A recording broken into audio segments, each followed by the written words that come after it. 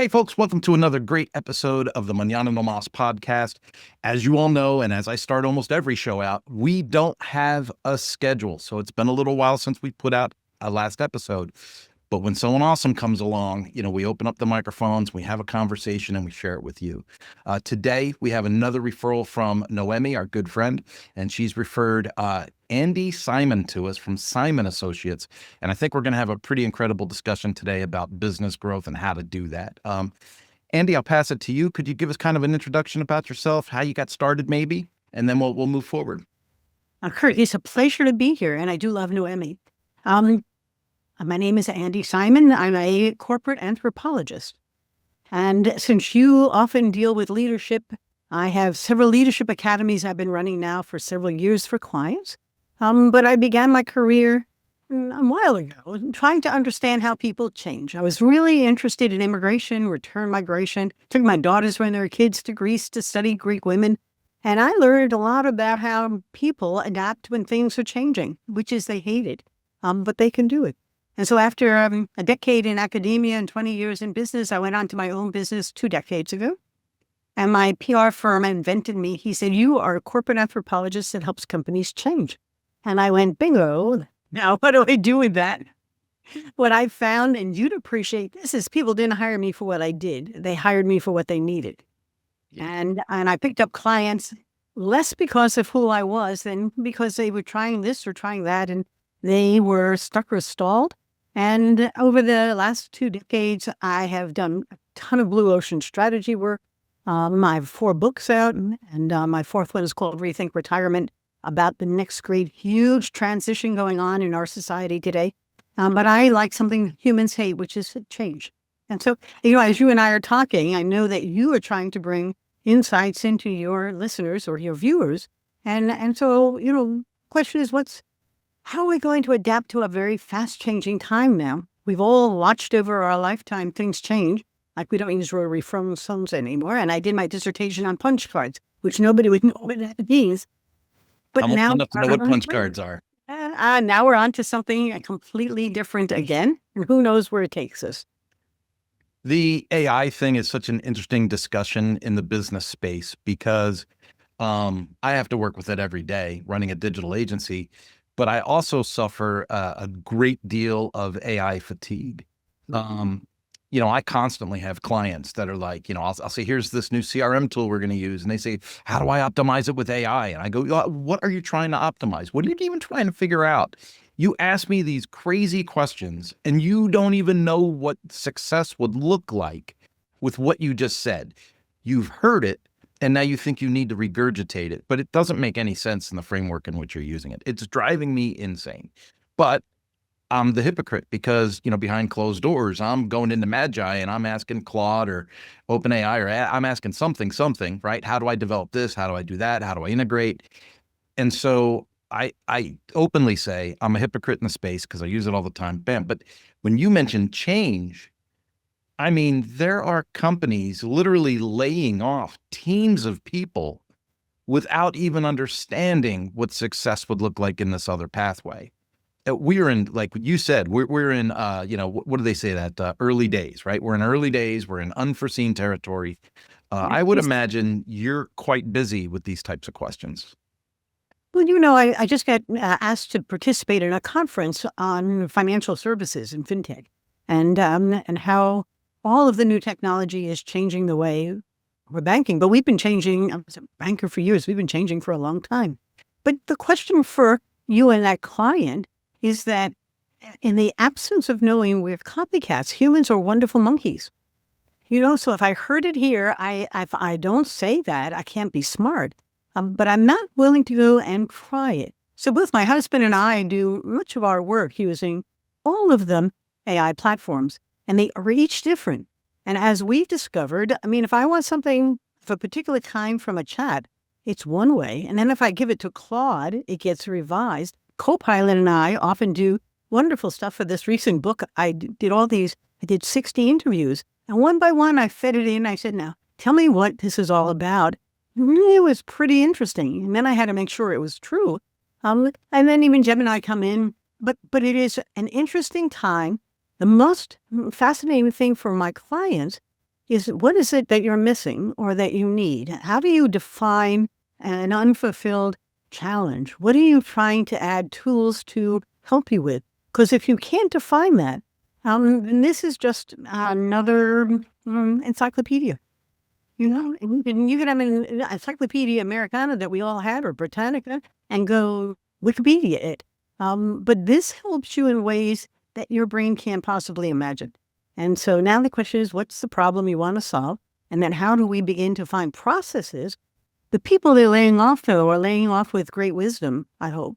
And those wisdoms are going to be coming back because they're even hiring philosophers to understand the underlying meaning. And part of my scary moments is when my Claude or my chat becomes too personal. Based upon what I know about you, I think this would be a better person than that one. And I'm saying to myself, you know too much about me. And it's not just because of the things I've asked you to do. Oh, and by the way, your dog Penny is probably a very good thing. You should go take a long walk and figure this out as you're doing it. And that's an AI talking back to me. I said, are you really not a human who feels things? No, I'm just a platform who organizes data. I said, so then how do you express the feelings in such a real way? Are humans real? I mean, what is the analogous to our perplexity about what is happening in this relationship with technology and data? So I'm a curious person. I love the uncertainty. Most people are curious and don't really know what they're saying. When your point was so well taken, I can do CRM and use AI for sure, but you don't need a new CRM. Do you? What is it you're trying to solve? Help me. Yeah. What are you trying to do? We just had a client recently say, oh, this is the page builder we have, and they have an AI tool. So we need to activate that AI tool. Well, but they get access to the page builder through our hosting package. So we're not just going to give every client access to our AI account, right? That's not going to work because now you've got credits and costs and things associated. So then we go, okay, well, with the hosting, you get the page builder, not the subscription to the AI. So if you want to subscribe to the AI through this page builder, now you have to get your own account. It doesn't make your website go down. We just transfer out the account numbers, you pay for that, and then you pay for whatever AI credits you're going to use if that's what you want to do. And then comes, so we do this whole explanation. And then I said, I'm confused because you haven't told me what you're trying to do. What is it you actually even want to do? And she, with a straight face, goes, we just want to build another page. And I was like, you already have hundreds of pages. You can duplicate a page, change the heading, move a picture, put in the content you want, and it's done. You can make another page today. You can do this today. You don't have to learn how AI works with this page builder to morph something. And that's where I think we've gotten a lot. Computers were supposed to do away with paperwork, right? And now you go to any corporate environment and there's boxes and boxes and boxes of paper. So things don't work the way that we intend. I have a peer in the space, and maybe this is one that will resonate with you. He says, oh, this is great. I've been vibe coding some tools and it's been awesome. I can make myself a plugin. It takes me about 20 hours to make the plugin, 10 hours to debug it, right? And then another 10 hours to make the user experience right. So he talks about this thing, goes, so it's about 40 hours. And I said, yeah, but you run an agency. And he goes, yeah. And I said, okay, you're supposed to bill $200 an hour. So you just described 40 hours of work that your agency did that was unbillable, which meant that cost you $8,000 to build that plugin. And he looks at me and he goes, yeah, I guess. And I went, so you can buy a plugin that does what you just said for about $200. You can subscribe to it for $200 a year. At $200 a year, how many years would you have access to it before you didn't use it, before you got to the $8,000? And I said, and furthermore, for $200 a year, someone else is in charge of it and they're making all the updates. But if you make it yourself, who's going to make the updates when PHP changes? And he's like, wow, but it was still really cool. And we're learning as we go. And there's a real value to that. And I really struggle with that, Andy. I do, because in my mind, I'm like, the whole plugin market survives because of people like me that are like, I need something that does something. There you go. $100, $200, $300, whatever it is. It's still cheaper than me having people on my team make it for $5,000. But you know, you can preach. But his pride wasn't in being wise, but it was being a clever, creative person who could do something. But he won't sell it to somebody. It's a very interesting opportunity for us to grow in different ways, because one can wonder about it, be critical even, but be fascinated because they're so curious. And I'm hoping that curiosity turns into growth in ways that couldn't have happened without it. Because you just taught him something that he didn't have a mirror coming back to him saying, "What are you doing? And why are you doing this?" And asking a good question, other than he's having such fun playing with the tool. And play isn't so terrible, as long as he knows that $8,000 he hasn't billed out. And so we'll make payroll, but despite his play. But it is a curious time, isn't it?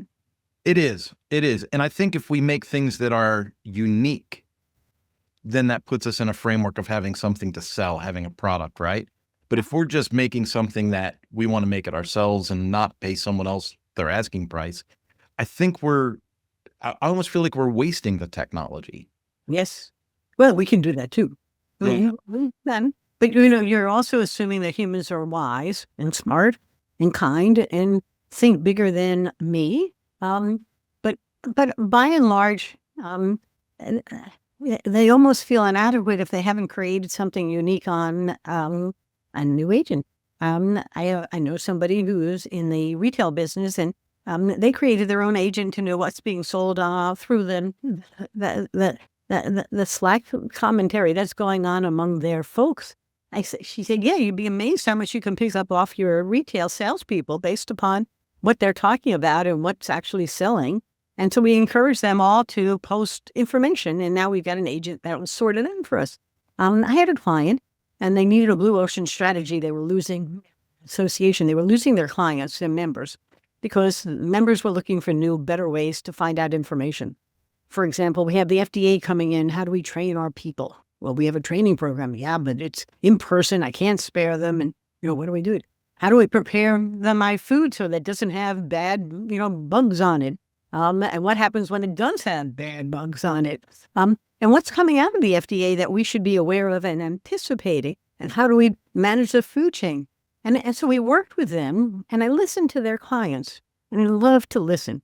It's a great, it's the essence of what I do. You've talked to me, tell me your stories. The frustration was that there's all new technology, but you're giving me old-fashioned ways. I don't want to read a newsletter. Don't send me an email. Right? Why do I have to send people in person to your training?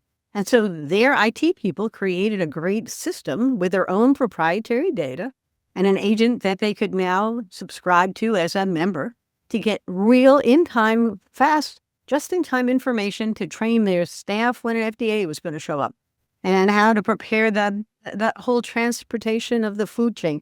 And membership went this way again because there was something easily accessible. Did the members have to create it? No. Did he have to know that they needed it? He knew, but he couldn't get his staff to see what was possible. And he said the hardest part wasn't creating the AI agent to give them access, or even getting the data. It was getting new staff, because the old staff were wedded to the email and the newsletter and the in-person, and they could only see through their own lens. And now he said, I don't need so many people. I need different people. People who can really go out in the field and understand what people are frustrated by, and then find ways to help them solve it. So it's an interesting transformation now. And I feel both bad and good for the folks who have to get out there and learn new things, because they could have done this themselves. There's nothing magical, but there is magic in listening and understanding what's happening. And so if this association wasn't losing members and didn't call me to figure out how to stop the outflow, losing clients, not getting clients, pitching and nobody making decisions, there's lots of catalytic moments today making us stand up and say, what am I not doing? What could I do differently? So it's an interesting time. You mentioned some really cool things in that story, and it makes me think of a personal experience. So I became the internal training manager at a large, well-recognized company, and made a lot of changes. So instead of doing the in-person training, the instructor-led training, and it was limited and only so many people could attend, instead of going that direction, I said, hey, let's bring this stuff online. Let's put all the theory online. And we're training technicians, so we still want to make sure that we physically see technicians turning T handles and working on things. But let's give all the theory online so we can get that out of the way. And then when it's time to actually certify the technician of their knowledge, we just bring them in for like a 2-day workshop instead of a 2-week thing. Mhm. And then we do these workshops all over the country instead of in 1 or 2 locations. And so the idea there was for the people we were serving, it was like reduce travel, reduce per diem, that was like the big call. And it was tremendously successful, Andy. We trained twice as many technicians that year, Yep. and we spent half as much money doing it. So that the math was mathing. Everything was great. I got recruited by another large company, and they said, "We love what you've done at company A. We'd love for you to come here to company B and do that." And I went and met them in a really nice modern space. And they really fed me well. Like, I mean, they fed my ego. They told me everything I wanted to hear. And I said, "Okay, you guys are ready for change?" And they said, "Yeah, it's going to be great. It's going to be awesome. We're looking forward to what you can do for us." And so I said, "Great. I'll see you in a couple of weeks." I came down. They swiped me into the office with the security card. They walked me through the security door. And I literally thought, Mary Tyler Moore's dead body is under one of these desks. It was broken wooden desks held up with a stack of books, people working on Windows 8 computers, giant CRT screens. And I was like, I have stepped back in time. What has happened here? And it was a real shock physically just to see it, you know? And then they said, "Oh, would you like a cup of coffee?" And I said, "Yeah, that'd be great," you know? And then they said, "Well, did you bring a cup? Because we don't have cups." So then why'd you offer me a cup of coffee? So I started to understand, like, I am in a very strange space. It's going to take me a while to understand this. 30 days later, I proposed, my action plan to make the changes that they told me they hired me for. And they literally put up their hand, like talking to a child. They put up their hand and they said, "Kurt, we're just not ready for that kind of change yet." I said, "Well, why am I here? What am I doing? I just moved 500 miles for this job." It was crazy. But to your point, you said people don't like change. And then you said that, you help people get through change. I obviously help people get through change. How do we breach that? How do you overcome that? Or when you run across these people, you just go, "Oh, you're not my people," and just walk away and go find people that are your people. May I migrate our conversation to my newest book called Rethink Retirement? Sure. It's appropriate for the conversation we're having about how frightening the unknown is for people. And I mentioned to you that I'm a corporate anthropologist that helps companies see, feel, and think in new ways. Yeah. You're talking about 2 different kinds of companies, one which embraced your innovative way to train, and the other one who thought they did but were stuck in another time and never going to migrate. So if this is a really interesting time because there are 75 boomers who are going to be moving into a stage of complete uncertainty called retirement. And I want to spend a little time on it because Noemi and I have been talking about how do we get people to understand before they retire, when they're going through it, and those who went out and want to come back in, that this is a whole different time for them. A little like you going into that building with the broken desks. Don't know what they don't know. By and large, few, if anybody, practices this new thing called "I'm out of work." You have no idea how many people I've met and been coaching who have lost their jobs, and rather than saying they're unemployed, they are now retired, even young. 53, 54, I'm now retired. They say, "We have 40 years to live. What are you going to do with it?" Yeah, do. I got to figure it out. But the fear of the unknown and of change is a human resistance to something that is frightening. It's as if the lion is around the bush and they're going to go tackle it. Now, you're probably not going to retire.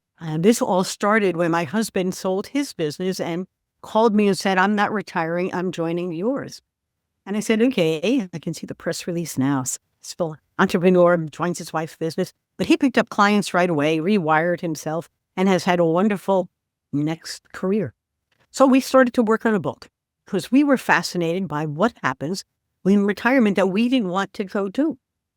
And so after 60 interviews, 2 weeks in senior living centers, and a lot of interesting conversations, I put together a book about it And the whole purpose is to help people rethink the myths around retirement. But you asked me a good question. How do we help them change?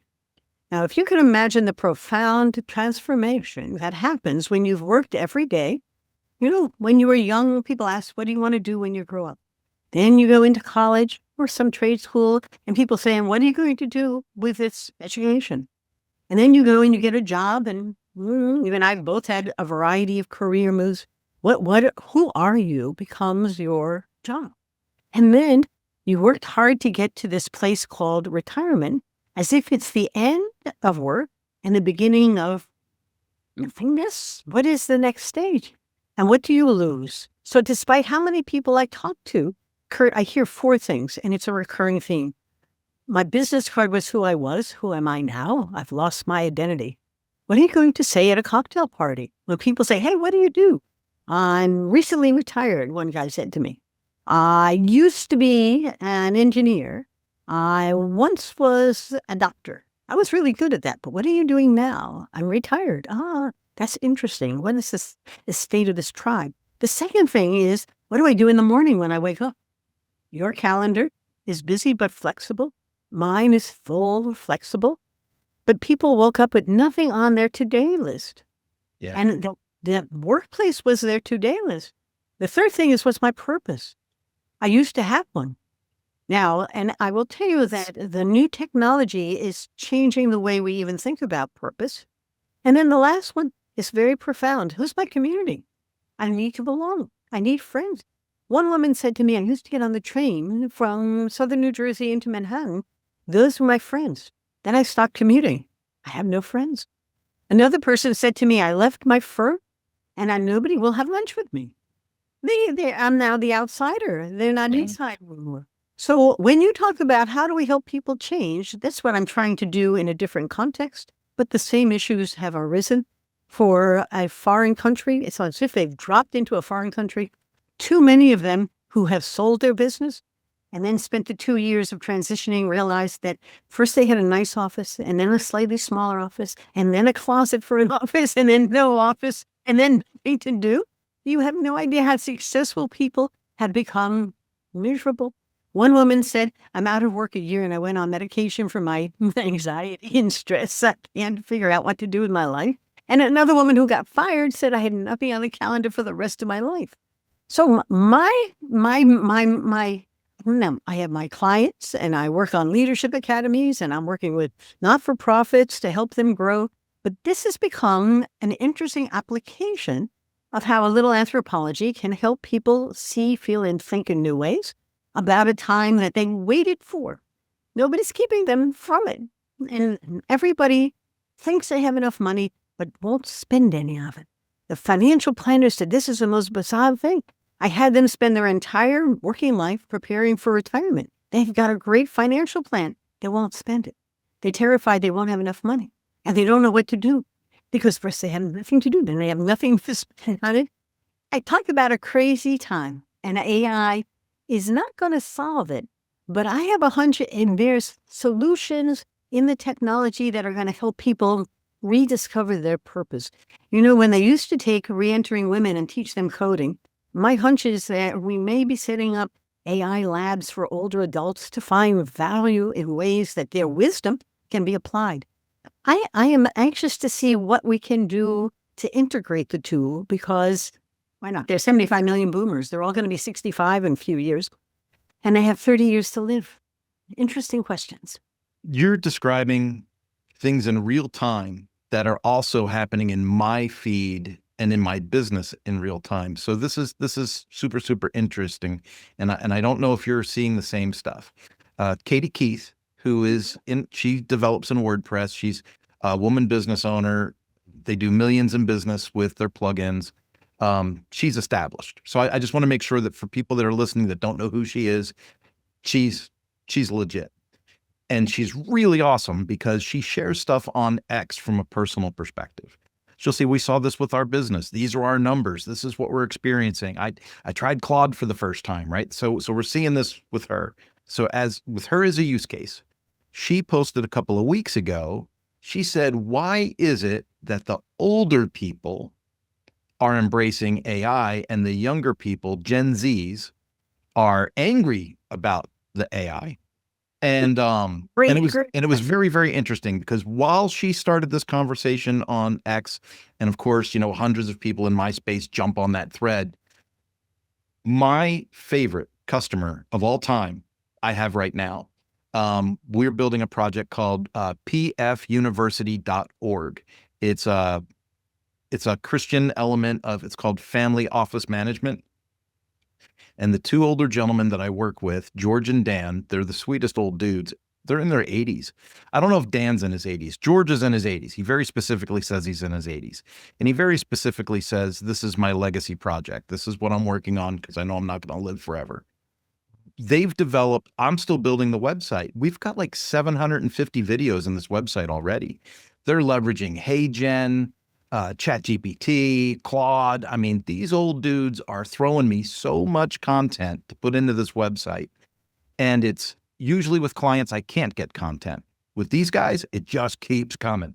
And I, to the point where I got to start filtering it out. Like, whoa, hold on, slow down, fellas. Not all this stuff has to go on a website. But we're up to like 5 complete course tracks. We've got courses inside the tracks. We've got certification pathways. And we've built all this literally in like 4 months. Wow. It's been amazing. And what you just described is so unique. Like, yes, so you're getting older, you have to have purpose. I look at George and I go, this is an old dude with purpose. Yeah. This guy's working harder than millennials I know, right? And he loves it, loves it, loves it. And it gives them energy and it gives them a sense of being and purpose and that stuff. You've noticed I've got a mountain bike hanging on the wall. I'm watching. I am incredibly passionate about mountain biking, and I coach kids between 5th grade and 12th grade how to ride mountain bikes. And we race them all over the state of Kansas. And so I started a thing called the Pedal Academy to teach on a national basis, try to get parents to get their kids on bikes. Because I think young people without fitness is just a crime. Yep. And then I also work with college age kids at the church, but it's a big church group. It's like 130 college age kids every week that I see. And so purpose, like, because I'm self-employed and because my schedule is flexible, I'm able to execute purpose in a way I couldn't when I was corporately employed. So when I was corporately employed, I was the learning and management manager. But now that I'm self-employed, I'm just a dude that does cool things to help people improve their life. No, are you retired? I wouldn't call it retired. I'm still in the heat of battle building this thing. And you know, I'm 58. And I know I won't be running the agency full time forever. That's why we started an apprenticeship program to teach younger people getting out of school how to grow their own agencies. And everyone that has an agency that knows I have an agency goes, "You're training up your own competition? That's stupid." And I'm like, no, because there's so much work out there. I'm the expert. Like if I'm going to train up these apprentices, they're not going to have time in the saddle. They're not going to have the trust built with clientele. If someone has a big project, they're going to bring it to us. But someone without budget doesn't need to hire me. Someone without budget can hire one of these apprentices with their newly found agency, knowing that we're in the background to support them if they need something. It's a perfect environment. The interesting part, I'm 79 and a half. Okay. I'm during 80. Not bad for an old lady. And so my husband and my father went to 100. So that gives me 20 years. And I said, so if I retire, what will I do? I've already gone to 40 countries. I've got the freedom of growing my business the way I wanted to. I love to do speaking. So I've got a bunch of speaking engagements coming together for this year and next year. I've got my books. I've got interesting things and interesting clients. I got podcasts to do. And then what's the meaning of life? You know, and as you go and do things for all these young people, it's a shared benefit. They rise and you rise. And so as we think about, what age is a good age to retire, in the book, I have a whole section on it. Anyone you decide. And if you decide that one woman said to me, I got everything I ever wanted to do done in a year. What did I do? I said, maybe you'll find something you didn't know you could do. What are you going to do for 30 more years? And now there are people for whom canasta, mahjong, and pickleball are just what they always wanted to do. Off you go. And then there was one guy in the book who tried to get his handicap and his golf score down from 14 to 4, only to find out his golf buddies were all alcoholics and he was becoming one. And he went back to work, coaching people. But the life is short, and it isn't forever. So how do you wake up every day feeling like it's a gift? And I know you appreciate that because every day is our gift to give and to be kind and to help. And so I'm having fun between my master class, my 2-day retreat, and books and talking. And I've got libraries now who want me to come in and talk. And I've had young people want to know, how do I handle my parents? Interesting. I hadn't thought of them as a market. But they're saying to us, we have no idea. Our parents are quite at retirement, but they're not quite sure if they should retire. How do we help them? And then we have couples, one retires and the other doesn't. They can't quite figure out how to live together anymore. All I can tell you is that change is painful for humans. And we have 75 million of us going into this new category. Someone said, do I have to call it retirement? I said, you don't have to call it anything. And one woman said, I've had 4 different careers. And this is just a new career. I said, that's perfect. How shall we do things with it that makes every day worth getting up for? I'm having a ball. Sounds like you are as well. Well, I am, and I take that gift thing very seriously. I had cancer when I was 16, and it was a really weird type of cancer. It was you look back now, with what we know today, you go, that was nothing. But at the time, it was like, oh, you're the first kid to ever have this, right? This is an adult's disease, and now you've got it. There was that, and then men in my family historically didn't live past 50. Wow. And so I spent my whole middle years thinking I was going to have a short life, but then now. Hindsight, all those things. I'm 58. I mountain bike. I was running Spartan races when I was 50, 51. Yeah. I really tried to focus on, because I got out of shape. I got really fat. I got really sedentary. And I'm not going to say depressed, but I was unhappy. I knew that I wasn't meeting potential. And so my wife and I went to a fat farm. We dropped some weight. I started doing those Spartan races. I got back on the bikes, started bicycling, refound my passion for bicycling. And now I'm 58. I've already outlived, my patriarchs in the family. And now, like yourself, I'm going, especially when you listen to people like Gary Vaynerchuk, right? If you're in your 40s, you're just starting. You could live till you're 95. I'm like, oh my God, I could live till I'm 95. You can. And how have I not prepared to live that long? Yeah. Because I spent my whole life thinking I wouldn't. And so now when I work really hard at the agency, it's because I tell people I need a home run. I got to keep swinging the bat until I hit a home run, because financially we got to bank some money, right? We got to do that. And then I do the public speaking, I do the training, I do the teaching, I do contracts with other companies. And some people go, well, how much can you do? I go, I don't know. I keep waking up, I keep filling the schedule, and it keeps working. You can do however much you want to do, but you also have an appreciation. I often talk about mirror moments. You look in the mirror and I'm not going to be here forever. My life is in my hands. The joyful part of being at a certain age is that you're not in a corporate. You're not dependent on them liking you and not firing you or anything else. You've got clients. And if the collaboration works, I have clients for 8, 9 years. And I can't tell them how much I appreciate them because we've become buddies in a process of helping others grow.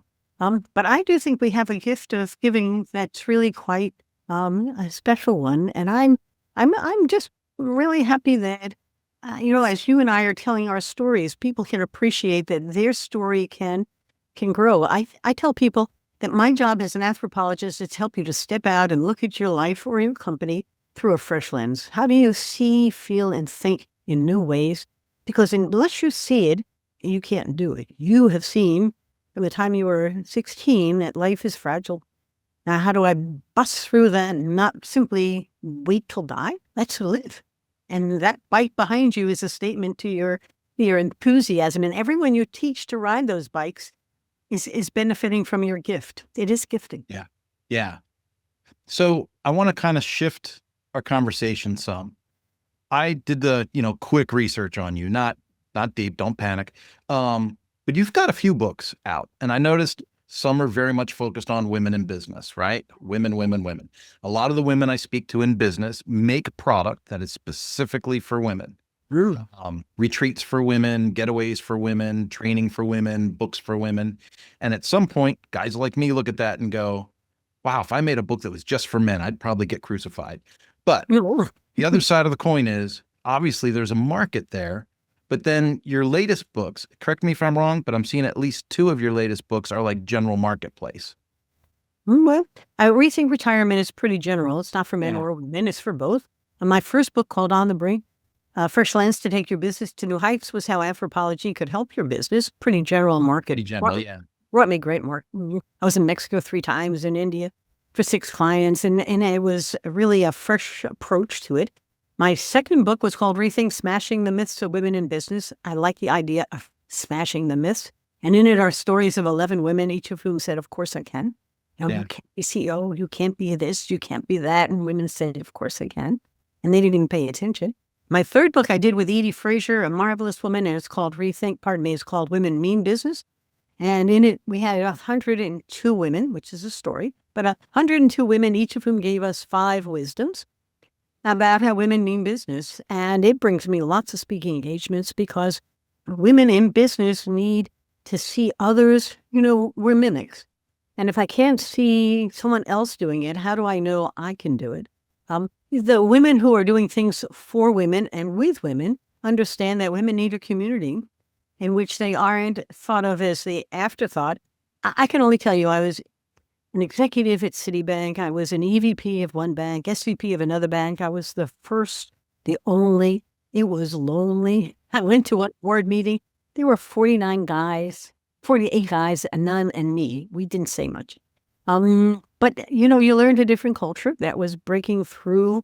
And the expectations were interesting because I wasn't sure what they were expecting. And they weren't sure what they got. But it was a career breaking through. And now I'm not quite sure we've arrived, but we are. Every time I listen to the data about how women involved on the boards of companies or in leadership, the companies are joyful, have better retention, grow well. Now, why? What is it that women do in their leadership? And now we're working on my next book, which is about women who are philanthropic during their lives as opposed to when they pass on, and not simply wives of successful entrepreneurs, but women who are building businesses that have a purpose, not just a profit. And Kurt, I enjoy enabling the women to tell their stories in a safe place where they can feel like they are with other women who, like them, are just pushing through. And none of them have it easy. Neither do guys have it easy, do they?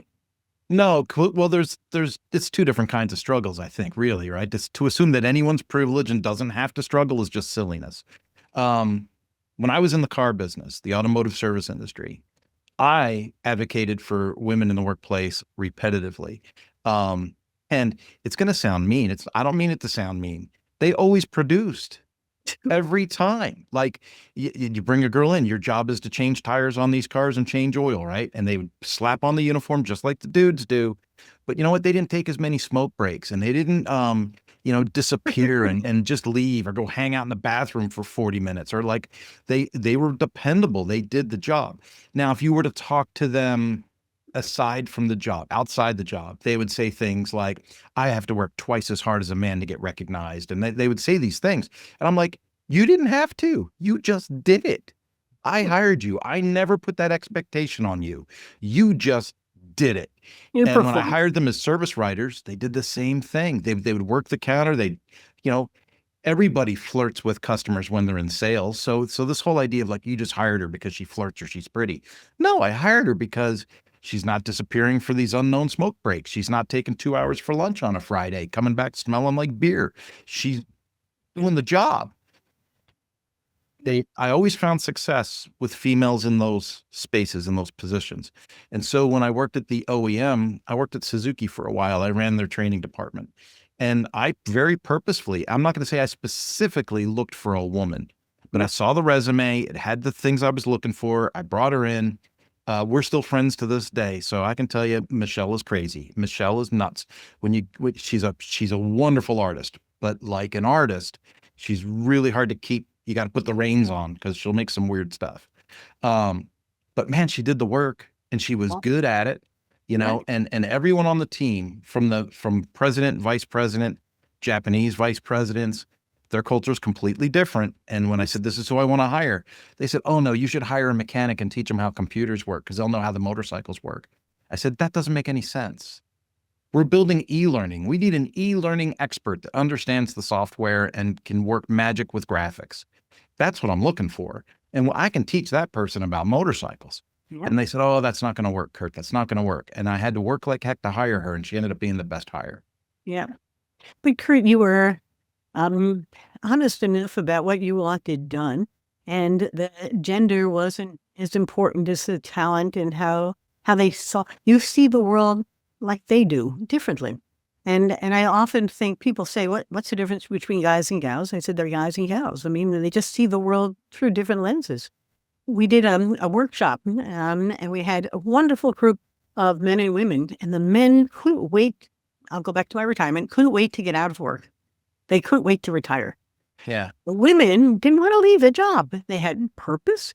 They were given income. They felt like they were important. They had a role to play. I listened to this group. It was about half and half, and I was just fascinated by the different perspectives. And in some cases, the men had been, I'll call it, forgotten in their jobs. They hadn't risen beyond it.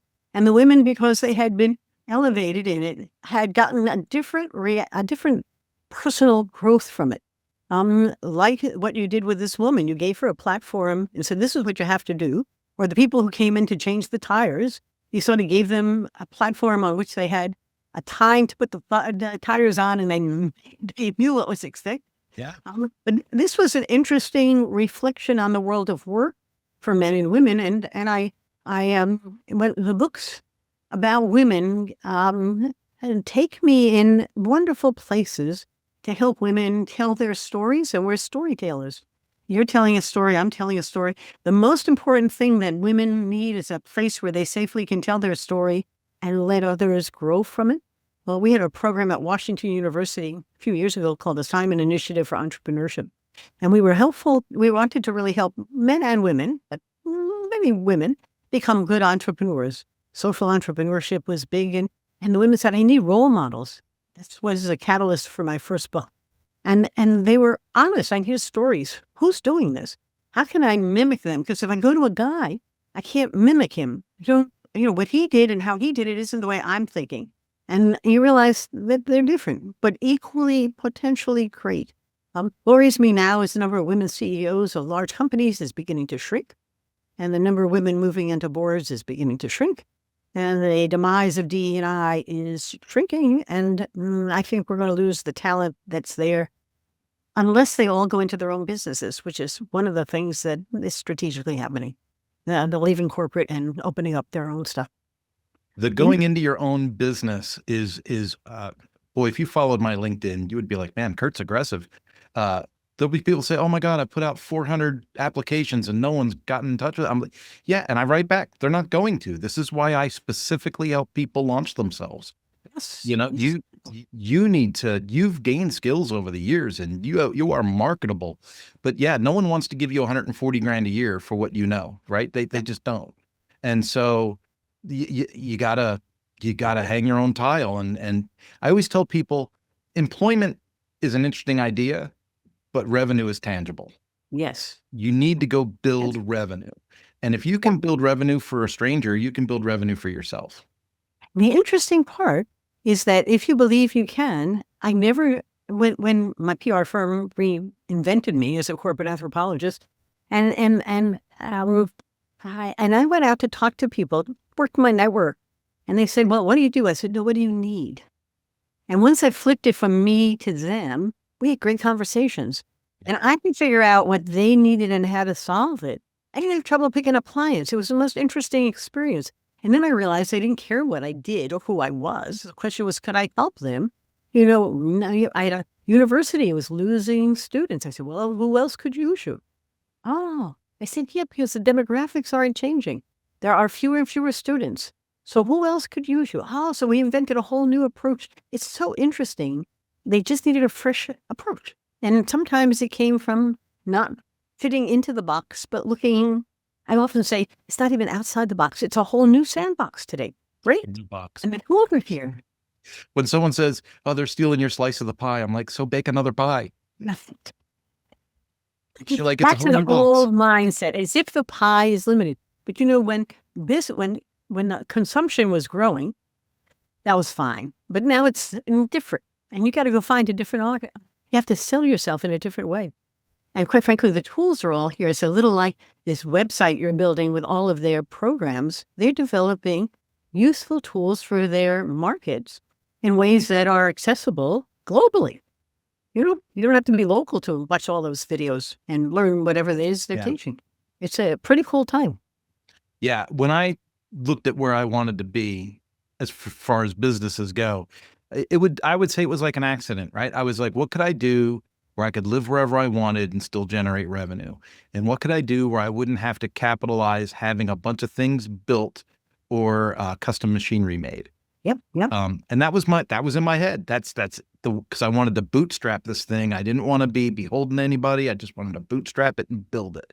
And that's why I chose the path that I did, which is weird because almost everybody, when I said, "Hey, I'm launching my own business," everybody thought I bought a restaurant because I love to. Everybody's like, "Oh, where's the restaurant?" I'm like, "In a restaurant? It's way too intensive. What kind of margins are in that?" Zero margins and it's 365 days a year forever. But you'll have fun, I think. That's the gift. That's bizarre. But you're right. When I launched my business, I had already run 2,500 folks. I had no interest in running people. They said I can freelance any problem that has to get solved. There's some freelancer out there I can tie together and collaborate with. And we works much better than just me. So it's been an interesting journey. Yours has as well, hasn't it? Yeah. We have team members all over the world, Vietnam, Pakistan. Yep. I just hired a guy in Pakistan to rewrite my homepage to my website. And people in the space, they're like, "But you're the digital agency and you do that for customers." And I went very public with it. I said, "This has been a great experiment because when I am writing on behalf of customers, I have all the confidence in the world and I write stuff very boldly.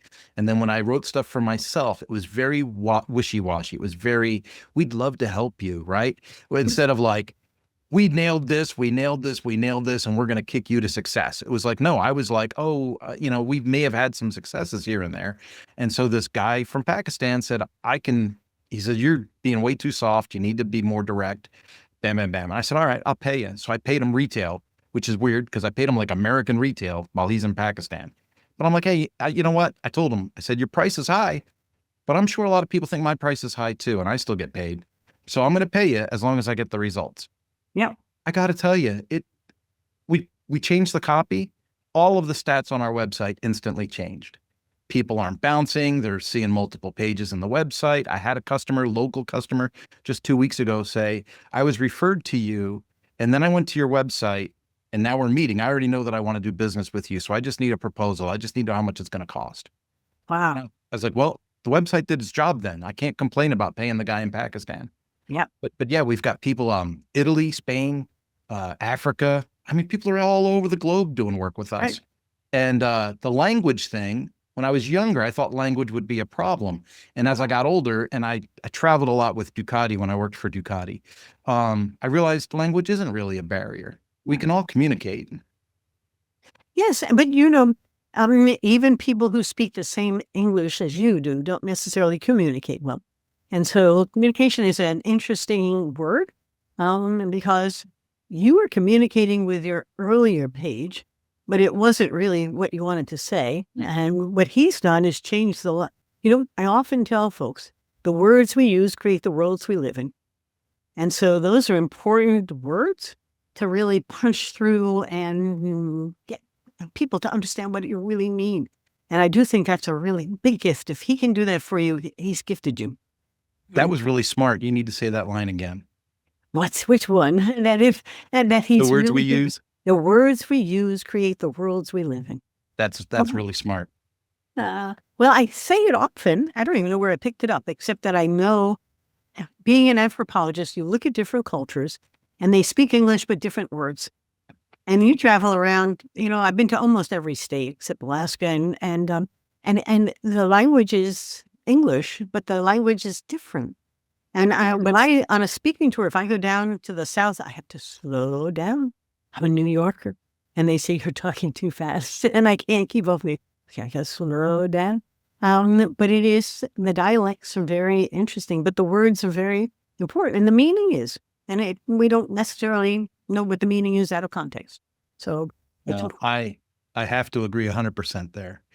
Andy, I so much appreciate that you took the time to talk to me today, and the conversation is much better than I expected. So I'm very thankful you're here. So how do people reach you if they want to reach you? And I feel like we missed this. So if you would, if somebody was a perfect fit for you and Simon Associates, what's the most perfect fit? Who are you looking to have get in touch with you? I'll give it to you in three buckets. On the one hand, we specialize in helping organizations, I'm going to say the word change, but by and large, adapt to changing times. Most of the time, people can't see what's happening. They don't hear what clients are asking for. And what we can do is help them step out, pause, and look at their company from the outside in. We even have them sit on the telephones or look at their emails. You have no idea how much effort people go through, like the gentleman who looked at your website and said, now I'm going to buy you. But they don't really know how to find the solution. So we work with them. And my first book, On the Break, was about 8 of our clients who work with us. They were stuck or stalled. And so if you're stuck or stalled, perfect fit. Most of the time you've tried this and you've tried that, and you're not quite sure what to try next, but you don't even know what the data is to show you what's actually going to work. Yeah. Much like what the customers are actually saying. So that's my first bucket. The second bucket is internally. You've grown your company, and somewhat like you, I fell into this leadership academy. I've been doing it for 8 years for a client, and I've done others. But what I find is that your emerging leaders are important for your future, but you've invested little in them and don't really know what they need. So you may send them off to a course, but you don't really see its impact. And so I've been working with them. We meet once a month, or virtually every 3 months we get together. And you would be amazed at how people can grow it's the echo back that becomes so important. So it's a year-long program. I've tried them shorter, but if you really want to grow your next generation of leaders, then I'd love to talk to you. And then if you're retired or planning on it, that's become a new passion of mine and the purpose. So I have a master class and I have a 2-day retreat. It's still virtual. I may move it into in person. But at the moment I've done it, and with great success for people. It gives us an ability to go across the country and bring in people from different parts of the country, all of whom are at this amazing transition point. They've worked and they've saved, and now they're moving into a zone. They don't know what to do. And so rather than struggle, let's come together and begin to build. I talk about designing the next stage in your life. The next chapter is in your hands. But ironically, you have no skills in how to build it. And I find that sad but helpful, because now you can learn a whole new set of skills about how do I do this? What's my new identity? How do I introduce myself?